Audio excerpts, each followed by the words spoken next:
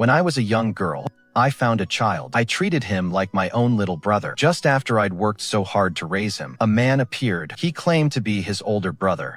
He just came to reap the rewards, didn't he? Latter, the guy had the nerve to linger here, and with a blushing face he said, "Young lady, would you care to come home with us?" I grabbed a broom and charged at him. The thief actually wanted to take everything away. He was really asking for a beating. I am an orphan. I only grew up thanks to the kindness of the villagers. When I was 12, I was returning home after picking herbs on the mountain. As I passed a dilapidated temple, I heard a child crying inside. I walked inside on tiptoe, and to my surprise, I saw a baby wrapped in a tattered blanket before the idol. The crying sounded very faint. I quickly gathered the little thing into my arms and ran to the only doctor's house in the village. Old Man Zhang, is the baby going to be okay? I nervously rubbed my hands together as I asked the old man, checking him over. Old Man Zhang examined him carefully for a while and let out a sigh. Could it be that there is no saving him? I couldn't believe it. He was still so small. He shook his head and replied, "The child is just hungry." I let out a long sigh of relief and asked, "Then why were you sighing just now?" He glared at me with wide eyes. "Can't I sigh even if I haven't earned any money?" He then warned me, "Achan, if you don't go find some milk for this child soon, I'll never see a single cent for my work." I left my full basket of herbs with the old man, and after thanking him, I hurried away carrying the child. Old Man Zhang chased after me and shouted, "Girl, I haven't been paid for the herbs yet." I shouted back, "Just consider it a medical consultation fee, you little rascal." The old man shook his head with a bitter smile, organizing the herbs, thinking about getting her some frostbite cream next time. I sprinted down the small path. I remembered that Mrs. Li, the village chief's wife, had just given birth. I wondered if I could ask her for help. When I reached her house and explained the situation, Mrs. Li agreed without a moment's hesitation. I handed the baby over and turned away, listening to the baby's cooing sounds. Once he was fed and settled, Mrs. Li gently cradled the baby and asked me, "Akin, where did you find this little one? He's so handsome."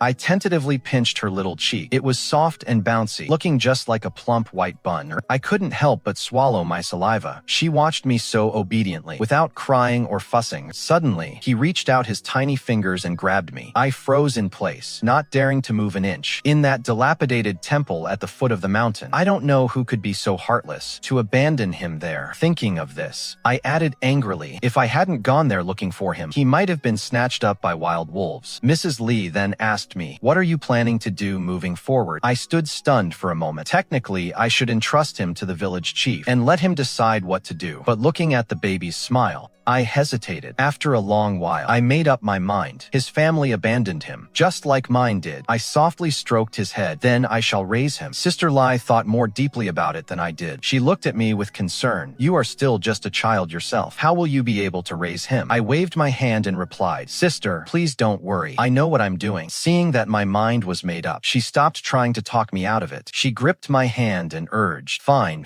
but if you run into any trouble, you must come and tell us, you hear?" "I will." When the village head came home, I explained the whole situation to him. The village head frowned, remaining silent. Sister Li couldn't wait and gave him a light slap. "Just give her an answer already. You watched Xia grow up. It is not often she asks for a favor. Take it easy.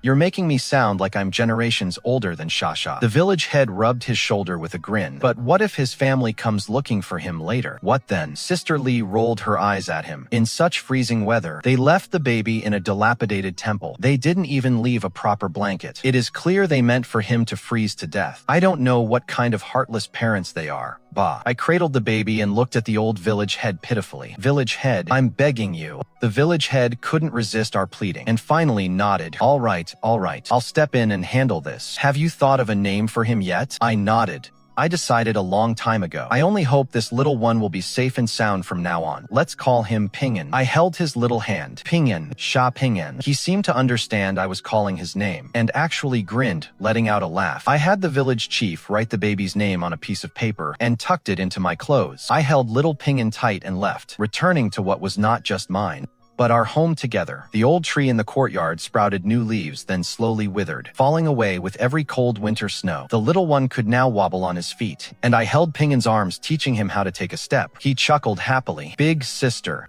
"Yes, Pingyan is a good boy. Big sister is right here," he would call out, and I would answer, never once feeling annoyed. Step by step, The footprints in the mud grew clearer. The little one was finally old enough to start school. Following Auntie Lee's method, I made a small book bag for Pingyan. I handed it to him with a touch of shyness. Pingyan, big sister isn't very good at sewing. Just make do with this for now. Once I trade these herbs for some coin, I'll go into town and buy you one you really like. Pingyan touched the bag and replied happily, Big sister sewed this. I love wearing it the most. He couldn't wait to strap it on and spun around to show me. Big sister, does it look nice? I leaned down and gave his nose a gentle flick, cooing softly. Our Pingyan is the most handsome of all. Looking at the bright and handsome child before me, I could hardly believe that I had raised that infant into such a big boy. Pingyan, it is time to go. The voice of the village chief's son, Gu Zhengyan, echoed from outside. Gu Zhengyan was always a frail child, and the chief believed a rough name made them easier to raise, so he gave him that nickname. Pingyan quickly replied, Coming, Gu Zhengyan. I'm coming out now. Gu Zhengyan complained aggrievedly from outside. I've already told you. Call me Brother Ming Zi when we're out. All right,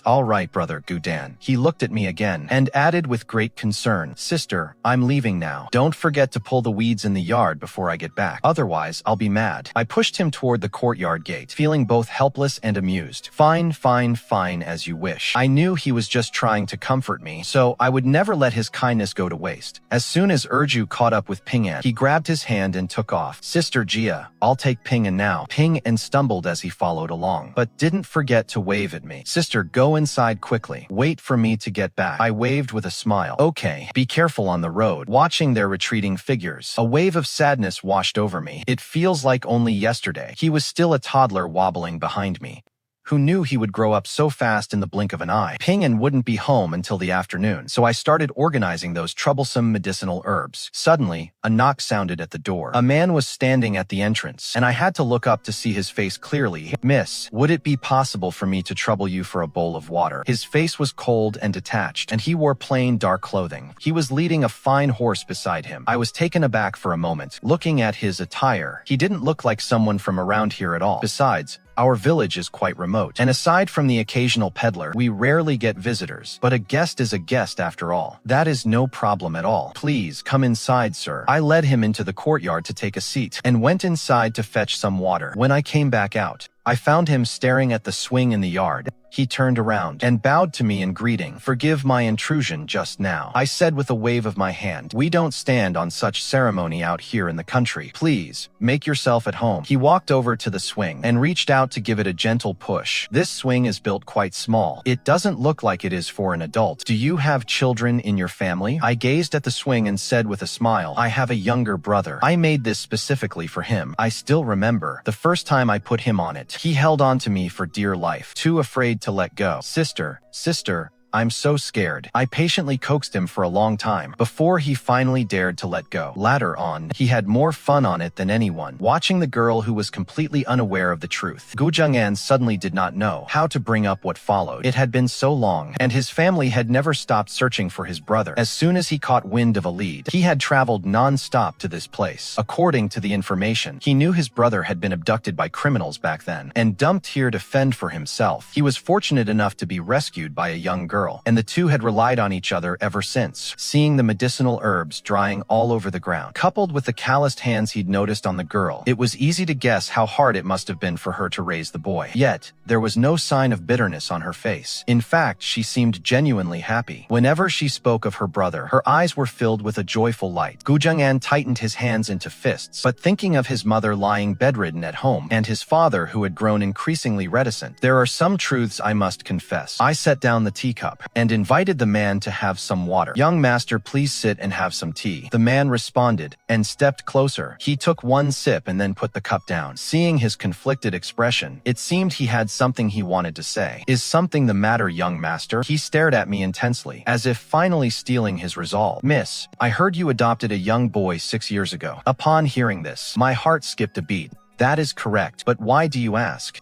This matter cannot be hidden, and it cannot be lied about. I've always wondered if his family were to come looking, what I should do. I would only be able to let him return home. He stood up and gave me a deep bow. I instinctively clutched my clothes. What are you doing? I am Gu Zhengyan, from the Gue family of the capital. That boy is my younger brother. A long time ago, a villain, dissatisfied with my father's judgment, bore a grudge and during a great banquet at our home, stole him away. At this, Gu Zhengyan could not suppress his inner fury. He let out a long sigh, quickly forcing his emotions back down, and continued, when we finally caught him back then, he claimed he had already tossed my little brother into the ravine to be fed to the wolves. After saying that, he bit off his own tongue. When my mother learned of this, she fell gravely ill. Her health hasn't improved in all these years. However, I never believed my little brother was just gone like that, so I chased every lead relentlessly. Luckily, I finally found a clue recently. He finished and bowed deeply to me once more. Meeting you is truly a blessing for Zhengqing, and a blessing for the Geo family as well. My mind was a complete mess at that moment. I had absolutely no idea what to say. Gu Zhengyan seemed to see through my panic, and he fell silent as well. The courtyard suddenly fell deathly quiet. I asked him, feeling deeply unwilling to believe it, "How can you be certain that Ping'an is your brother? When I first found him, he was wrapped only in a rag. If things were truly as you say, why would he be in such a state?" Gu Zhengyan saw my arms trembling and poured me a glass of water. That man was incredibly cunning. He knew it would be suspicious to take a child wearing fine clothes, so he had already swapped his swaddling clothes. "If you are doubtful, young lady, my brother has a birthmark on his hip, a dark red spot the size of a copper coin. Could you please check if it matches?" After speaking, as if recalling the past, a faint nostalgic smile touched his lips. My mother used to say that his birthmark looked like a peach blossom, and wondered how many girls he would charm in the future. My face went pale as a sheet, and I collapsed onto the floor. The man was startled and rushed over to help me up. Just at that moment, Ping'an's clear voice rang out from outside the door. "Sister, I'm home." He pushed open the gate and shouted, "Did you behave yourself while I was gone?" But as soon as he stepped inside, he saw his sister fallen on the ground, with a man he didn't know nearby. He ran forward in a rage and shoved Gu Zhengyan away. "You bad man, why are you bullying my sister?" Looking at Ping'an, who was standing in front of me, like a little tiger defending his territory, my heart suddenly ached with bitterness. Tears fell uncontrollably from my eyes. "Ping'an, my sweet Ping'an." Ping'an looked at me anxiously and hurriedly wiped away my tears. "Sister, don't cry. Did he bully you? Don't worry, I'll drive him away right now." With that, he grabbed the broom nearby and swung it at Gu Zhengyan. Gu Zhengyan didn't dodge or evade, letting him hit him. I quickly stood up and grabbed his hand. Ping'an looked at me in confusion. I gave a bleak smile and spoke with great effort. "Ping'an, this man is your own brother." He looked at me blankly, scratching his head. "Sister, do we have another brother?" Looking at the naive Ping'an, I didn't know how to go on with the rest. I squatted down to look at him and said solemnly, "Ping'an, I'm actually not your real sister." Amidst Ping'an's sobbing, I relayed what Gu Zhengyan had just said to him.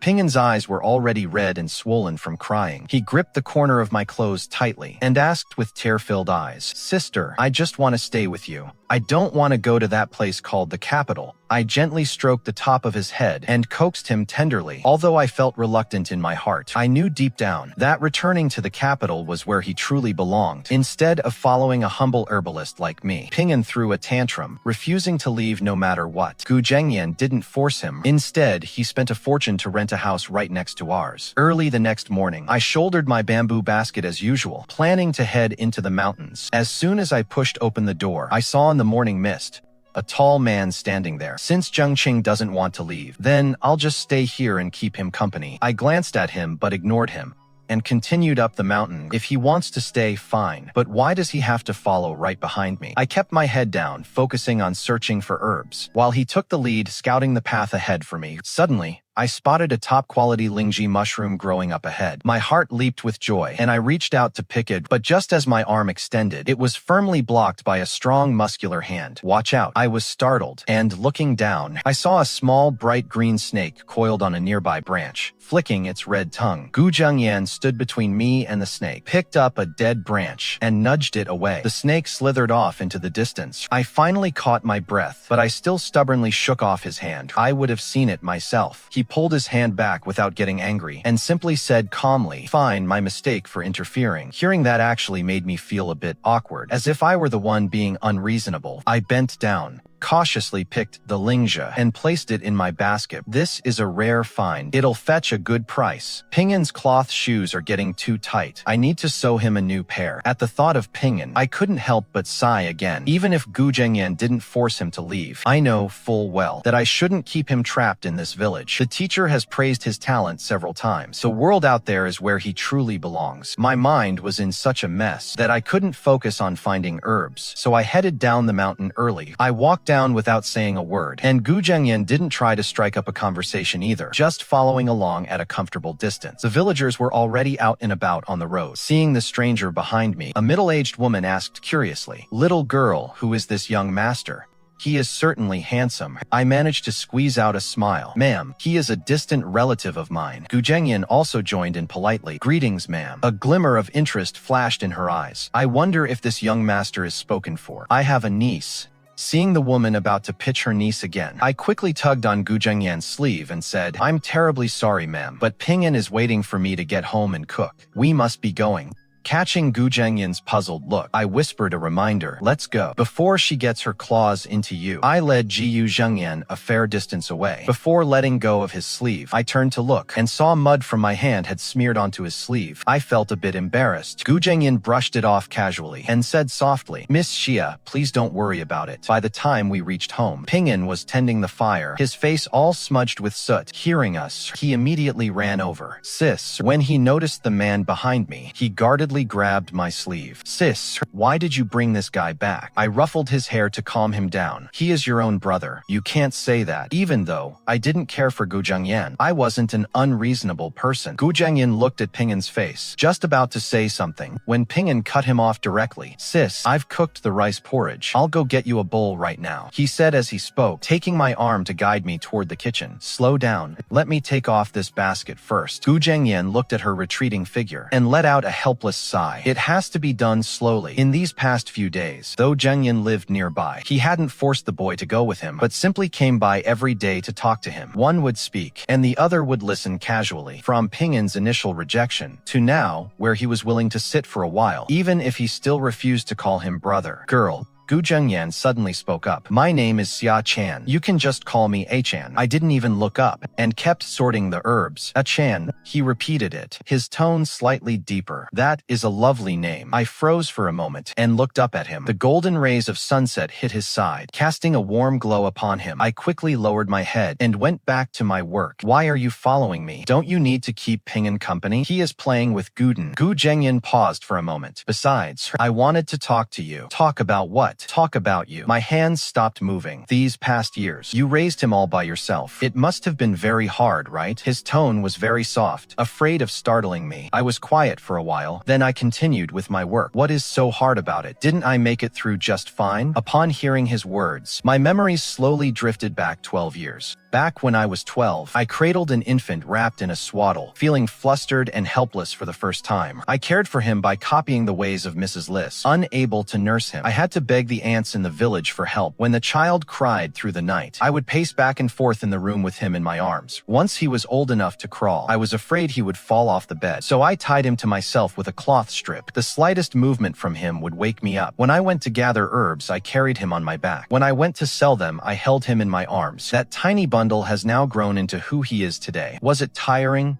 Yes, it was tiring, but as long as he was there, my life finally had something to look forward to. I lowered my head and continued sorting through the herbs in my hand, my voice sounding a bit low. It wasn't tiring at all. Gu Zhengyan did not press further, yet I could sense his gaze, remaining fixed upon me. Just then, there was a sound at the gate. Mrs. Li stood there holding a small basin, saying cheerfully, "Sha, my husband caught some fish this morning. Here are 2 for you to have a taste." As soon as she finished speaking, she spotted Gu Zhengyan standing in the courtyard, her eyes instantly lighting up. My goodness, this young man looked so bright and spirited. I couldn't help it, taking the fish and saying, "Mrs. Li, come inside and rest for a bit." Mrs. Li waved her hands repeatedly. "No, I can't stay. Guden is waiting for me to go home and cook." She walked a couple of steps, then turned back to wink at me. Sha, he seems like a very good man. You must make sure to hold on to him." My cheeks flushed hot, and I nudged her toward the exit. "Mrs. Li, what nonsense are you spouting?" I stayed right where I was, still feeling the embarrassment of Mrs. Li's teasing on my face. I didn't notice when Gu Zhengyan had stepped up beside me, looking down at me as he asked, "A-chan, what was it that Mrs. Li said? Why are you blushing?" I rolled my eyes at him. "It is just the heat of the sun." He gave a light chuckle, not saying anything more, and turned his head to watch Ping'an playing with Zhu. I stared at his back, feeling a sudden, inexplicable sense of unease. About 715 days had passed living like this, with Gu Zhengyan coming over every single day. He would chat with Ping'an from time to time, and even helped me dry the medicinal herbs. His clumsy hands and feet were slowly becoming more adept. He rarely brought up the subject of returning to the capital, but I could tell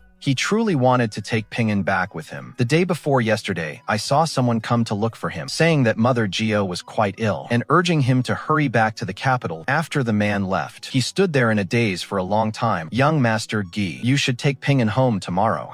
Gu Zhengyan looked at me, completely taken aback. "A Chan, are you?" I waved my hand, urging him to pack up quickly so that I wouldn't change my mind. At dinner time, I told Ping'an about the situation. Ping'an looked at me, holding back tears. "Big sister, are you planning to abandon me?" I tugged on his chubby cheeks and replied, "Don't be silly. It is just that. Your biological parents have always hoped for your return, and your mother is currently very ill. Have you forgotten all the manners that the teacher and I have taught you?" Ping'an lowered his head and didn't say a word. I watched him in silence, waiting for him to make his final choice. After a while, he finally muttered under his breath, "Sister, won't you come with me to the capital?"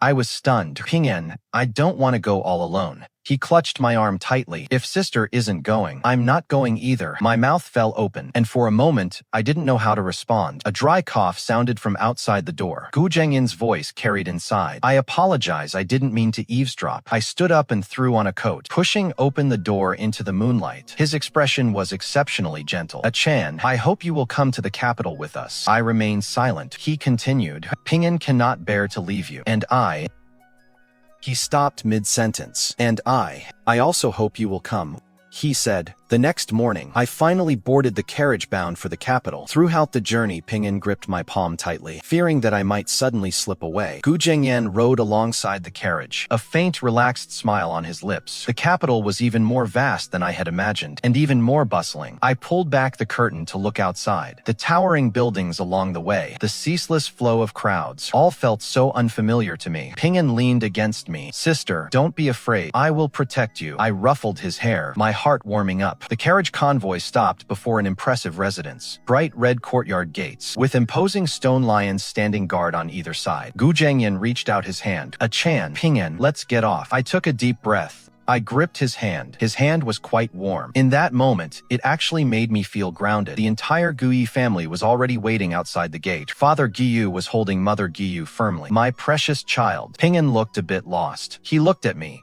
and I gave him a gentle nudge. "Go on." He slowly stepped forward. Madame Gu pulled him into a hug. She was crying so hard she could barely breathe. "My darling."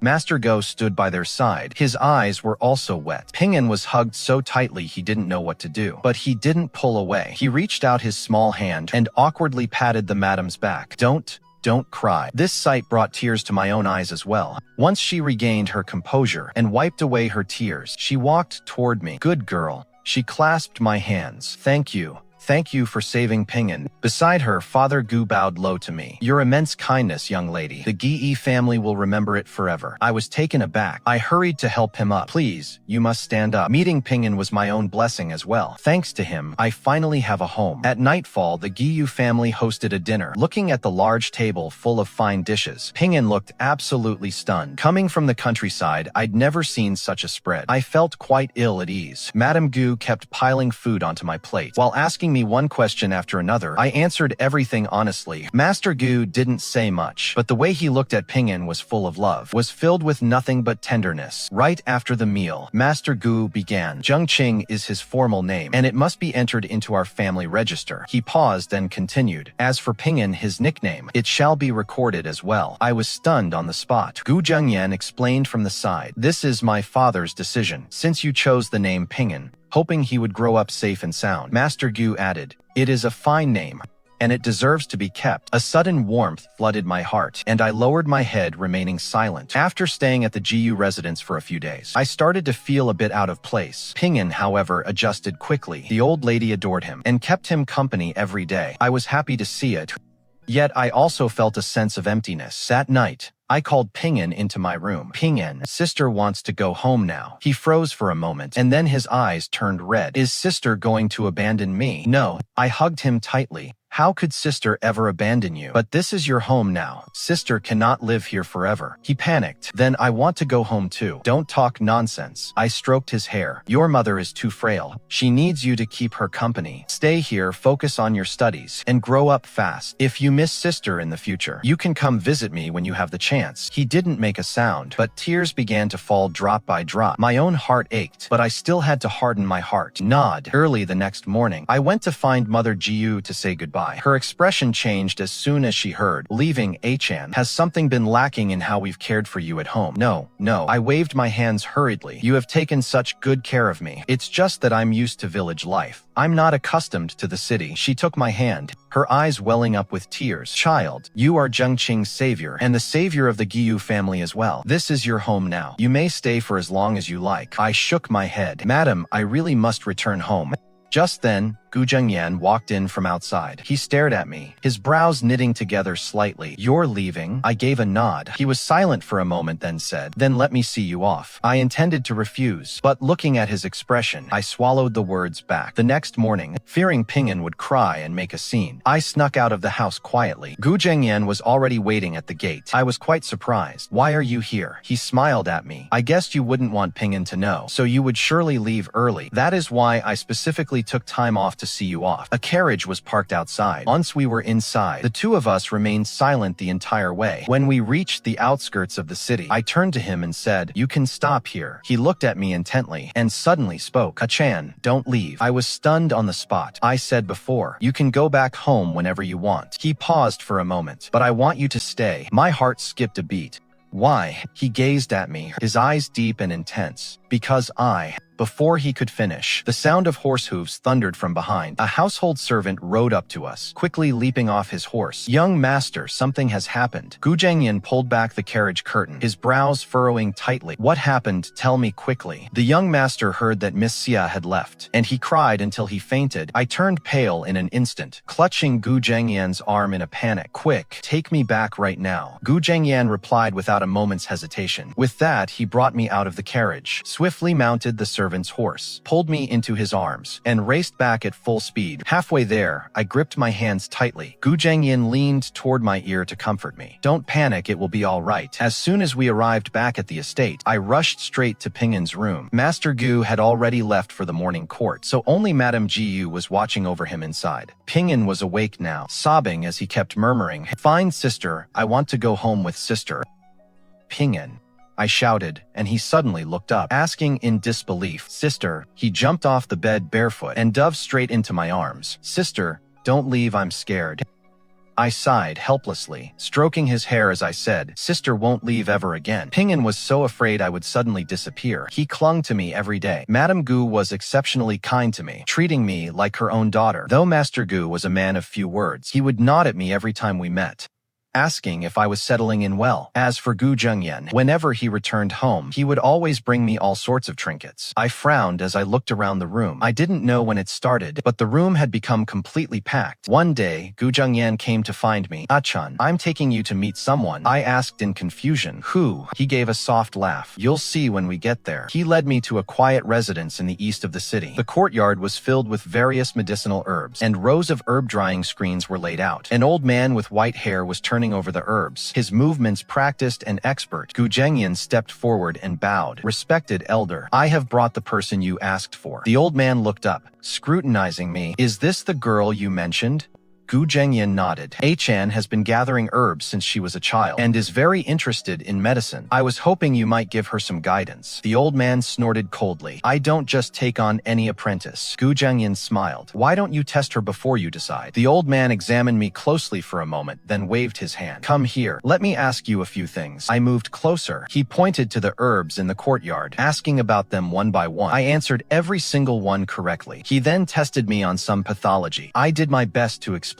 The old man's expression slowly softened. In the end, he nodded. The fundamentals are solid. It is just too disorganized. You need to relearn it from scratch. My heart leapt with joy. I looked toward Gu Zhengyan. He nodded at me. It was only later that I realized this old man's surname was Sun. He was once a physician at the Imperial Medical Academy. Now that he is older, he is resting at home. I don't know what Gu Zhengyan did to persuade him, to get him to take me on as a female apprentice. Elder Sun was very strict. If I couldn't recite the pharmacology studied perfectly, I wouldn't get a break. I studied very diligently. He also began to show a look of gratification. That day, elder son called me to his side. He stared at me with a chuckle, making me feel uneasy inside. Girl, how old are you this year? I told him truthfully. He nodded. Then he asked if I had already been betrothed. I was stunned for a moment.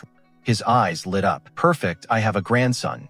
2 years your senior. He has good character and talent. Find an opportunity to meet him. I was shocked and hurriedly said, Master, how can that be? Why not? He stopped me. A girl as wonderful as you. I really can't bear to give you to someone else. I still wanted to decline, but he waved his hand. It is settled then. Helpless. I had to agree for the moment. Somehow, this matter reached Gu Zhengyan's ears. At dusk that day, he came specifically to take me home. He remained silent the whole way, his expression looking exceptionally dark. I found it quite strange. And before we entered the courtyard, I couldn't help but ask, what is wrong? He stopped abruptly. He turned his head to stare at me. Old physician's son wants to set you up with someone. I was stunned for a second. Then I nodded truthfully. His brows knitted into a knot. So, how did you answer him? I told him it wasn't necessary. He wouldn't listen. I looked at him. What on earth is wrong with you? He didn't respond. He just gazed at me fixedly like that. Being stared at by him made my heart skip a beat. After a long silence, he finally began to speak. Achan, you must absolutely not go. Don't go to see that grandson of the Sun family. I stared at him. My breathing inexplicably became rapid. Why? He took a long breath and took a step toward me. Because I have long been fond of you. I was completely dumbfounded. What did he just say? He actually likes me. He is an unreachable young master. I am just a humble herbalist girl. How could someone of his status set his eyes on me? Seeing my shocked, statue-like expression, he suddenly laughed. Did I scare you? I answered blankly. He sighed lightly and gently ruffled my hair. Achan, ever since we were in the village, I had already set my heart on you. I want to protect you and stay by your side for a lifetime. His voice was very soft, yet every word was etched into the tip of my heart. Just at this moment, laughter rang out from behind us. I turned to look and realized Dagu's parents and Ping'an had been hiding behind the garden all this time. Ping'an was laughing the loudest. Big brother has set his eyes on sister. Big brother likes sister. My face turned beet red instantly. Mother Gu walked over with a beaming smile. Good, good, good. I told you long ago. These two are truly a perfect match. Even Father Jiyu wore a rare smile. Gu Zhengyan, however, remained completely calm. He bowed respectfully to me. Mother Jiyu took my hand and then took his, clasping our hands tightly together. Achan, Zhengyan is my own son. I know him well. Since he has spoken his heart, he must be sincere. I looked up at Gu Zhengyan. He was gazing at me with such affection, his eyes full of warmth and smiles. I lowered my head, blushing to the tips of my ears. Ping'an ran over quickly and hugged my leg. Sister, won't you be my big sister-in-law? I felt utterly helpless, reaching out to pinch his chubby cheeks. Mother Giyu teased. All right, stop teasing her. Achan, what is your heart's desire? Seeing that look of longing for an answer on Gu Zhengyan's face, I smiled. I agree. Once the news spread, a guest arrived the very next day. It was none other than elder son. He walked into the house with a cold expression. My heart skipped a beat. I thought he had come to make trouble. Gu Zhengyan stood in front of me, bowing respectfully to him. Elder son gave a cold snort, glancing at him and then at me. Girl, is this true? I nodded my head and hurried to speak. Master, he waved his hand, cutting me off. He looked toward Gu Zhengyan. You man are certainly quick to act. Gu Zhengyan remained calm. Respected elder, please, a drink. Elder son snorted again. There was a long silence. Then he suddenly laughed. Forget it, forget it. You are a good girl. And for this lad, you're not a bad match. I was stunned. He patted my shoulder. Young lady, even though you won't be my granddaughter-in-law, I still cherish you as my fine apprentice. If you don't mind, why not call me your godfather? My heart warmed. I bowed down immediately. He beamed with joy and helped me stand up. Yes, yes, yes. From now on, whoever dares to bully you, grandfather will stand up for you. After saying that, he glanced at Gu Zhengyan. Gu Zhengyan smiled. I hope you can set your mind at ease, elder. The wedding was set for 2 months later. As the day drew closer, I grew increasingly anxious. My mother-in-law dragged me every day to try on the wedding dress and choose jewelry. Little Ping'an joined in the fun too. He clamored to draw my eyebrows. I said, you little brat, what kind of eyebrows are you going to draw? He said, Brother Ergo told me me so. That brides all need their eyebrows drawn. Gu Zhengyan tapped him lightly on the head. Silly boy. If anyone's going to draw them, it will be me. Why are you stirring up trouble? Ping'an bumped right into him. It made me giggle. The night before the big wedding, I couldn't fall asleep. I sat alone in the courtyard. Gu Zhengyan wandered over from somewhere. He sat down beside me. I acknowledged him. He beamed and took my hand. I'm nervous too. I looked at him, feeling quite surprised. You're nervous as well, he replied. I'm afraid you'll run off. I giggled. He laughed along. His eyes were bright in the moonlight.